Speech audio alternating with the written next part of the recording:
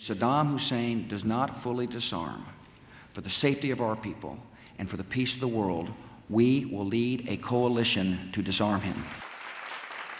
It is only for so long as they are fighting a war against terror, and once they have solved this problem, then whatever they did to Saddam Hussein, whatever they did to Osama bin Laden, both of them were their heroes at one time. When Saddam Hussein was fighting Iran, he had the support from all the West. When Osama bin Laden was fighting their war in Russia, he was their hero. So today we are fighting their war for them. Once they have moved away, solved this problem, then we may also be treated differently. So we are not a disposable ally. We may even become a future victim. What we need to do is define, refine our vital interests, and then defend them, no matter what the cost. Because this is how nations are made, really.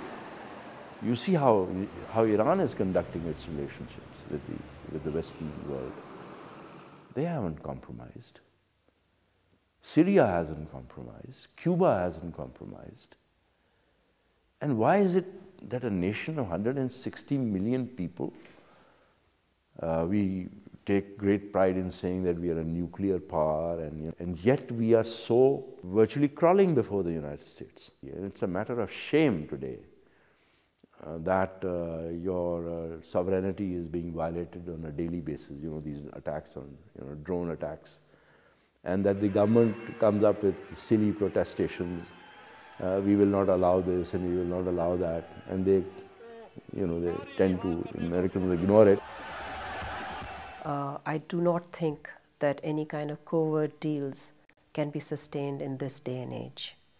There is far too much information available. There is not a lot a government can do. If another government in this equation makes it clear to its own Congress people that a different arrangement is in place than the one that is understood by the people of Pakistan. So I do think that the US should be responsive to public opinion in Pakistan if it truly wants to befriend Pakistan. The US is planning on giving Pakistan $7.5 billion over the next 5 years for non-military purposes. That means this money can be used to build schools for the people of Pakistan. Does that also mean that the US is beginning to consider us as an indisposable ally? It'll be a good thing, provided there are no 100 conditions attached to it. It's a question of what are the conditions that are going to be attached to it. And if there are far too many conditions, and conditions that circumscribe your sovereignty, your integrity, your dignity, I don't think we should accept it. I think these are important elements. I mean, a lot of people say, oh, we are talking about sovereignty. What sovereignty? Taliban have taken over this and taken over that. Similarly, they say, well, we don't have much of a choice. We are on the receiving end. We are beggars.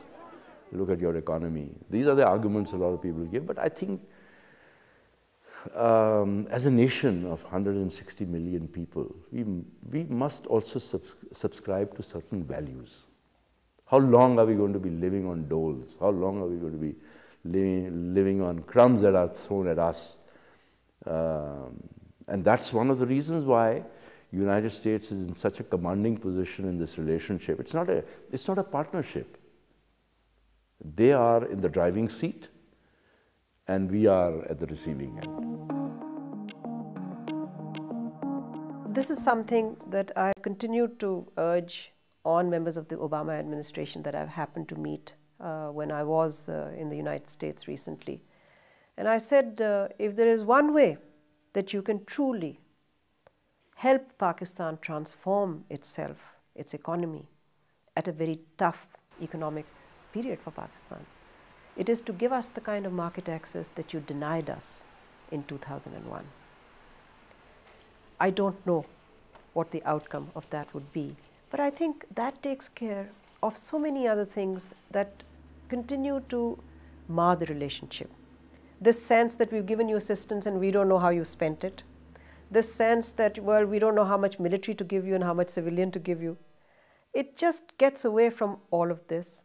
And I think it's, for my country at least, I think it's an honorable way of doing business, because it enables a country to trade its way out of its economic crisis or trouble, rather than rely on a dole-out.